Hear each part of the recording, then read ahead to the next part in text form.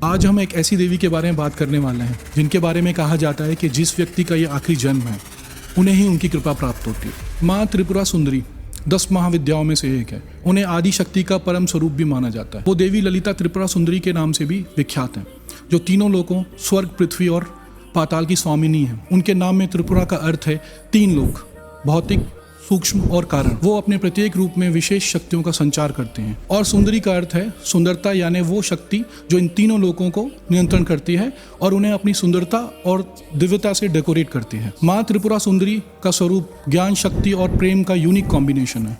वो यूनिवर्स की उत्पत्ति, पालन और संहार तीनों में महत्वपूर्ण भूमिका निभाती है। उनके सबसे प्रसिद्ध रूपों में से एक ललिता त्रिपुरा सुंदरी, जो 16 वर्षीय देवी के रूप में वर्णित है। वो श्री चक्र पर विराजमान है, जो ब्रह्मांड को रिप्रेजेंट करने वाला एक अत्यंत शक्तिशाली यंत्र है। उसी प्रकार उन्हें राजराजेश्वरी देवी के रूप में भी जाना जाता है, जो संपूर्ण सृष्टि की रानी है। श्री चक्र मात्र एक यंत्र नहीं, वो देवी की ऊर्जा और शक्ति का प्रतीक है। इसे पूजने से साधक की स्पिरिचुअल प्रोग्रेस होती है और इवेंचुअली उसे मोक्ष की प्राप्ति होती है। त्रिपुरा सुंदरी माता की प्रतिमा में उनके हाथों में फूल के तीर और गन्ने के धनुष होते हैं, जो मन और इंद्रियों पर नियंत्रण का प्रतीक है। माँ त्रिपुरा सुंदरी और भंडासुर के युद्ध की कहानी हिंदू धर्म के पौराणिक ग्रंथों में बहुत महत्वपूर्ण है। ये कथा देवी शक्ति के यूनिक फॉर्म और अधर्म के विनाश का प्रतीक है।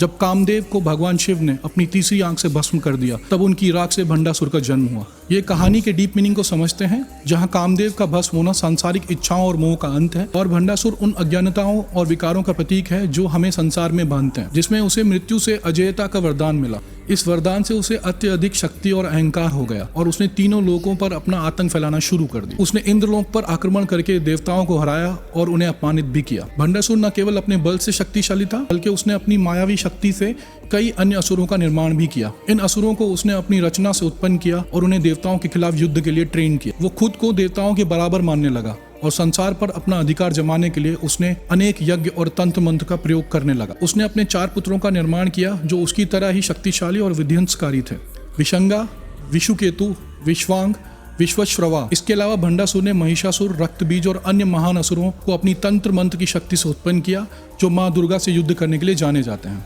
भंडासुर की मायावी शक्ति के परिणाम स्वरूप महिषासुर का जन्म हुआ। वो आधे भैंस और आधे मानव के रूप में पैदा हुआ और बेहद शक्तिशाली था। महिषासुर ने देवताओं के खिलाफ युद्ध छेड़ दिया और इंद्रलोक पर अपना अधिकार कर लिया। उसकी शक्ति इतनी अधिक थी कि कोई भी देवता उसका सामना करने में असमर्थ था। देवताओं की प्रार्थना पर माँ दुर्गा ने अवतार लिया और महिषासुर का वध किया।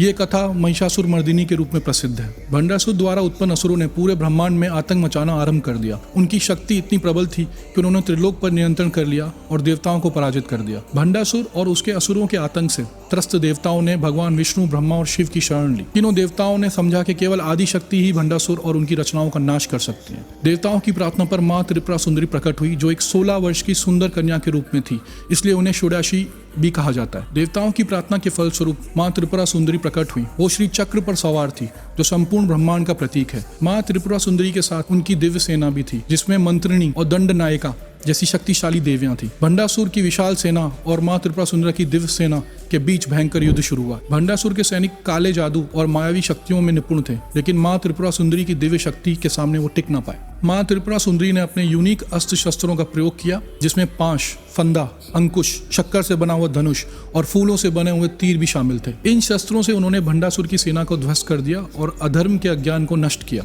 भंडासुर ने अपनी मायावी शक्तियों और छल से माँ त्रिपुरा सुंदरी को हराने का प्रयास किया, लेकिन उनकी दैवी शक्ति और कृपा के सामने भंडासुर का अहंकार टिक न पाया।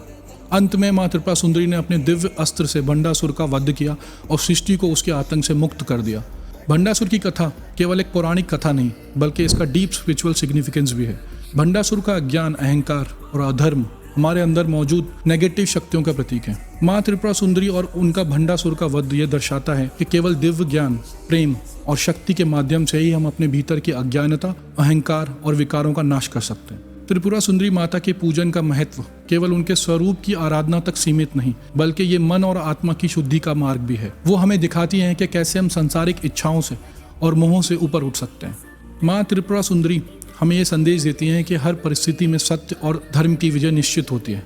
दोस्तों, ये थी माँ त्रिपुरा सुंदरी और भंडासुर के युद्ध की कहानी। अगर आपको ये वीडियो पसंद आया हो तो इसे लाइक करें और दोस्तों के साथ शेयर करें और हमारे चैनल को सब्सक्राइब करना ना भूलें। माँ त्रिपुरा सुंदरी की कृपा आप पर बनी रहे। जय माता दी।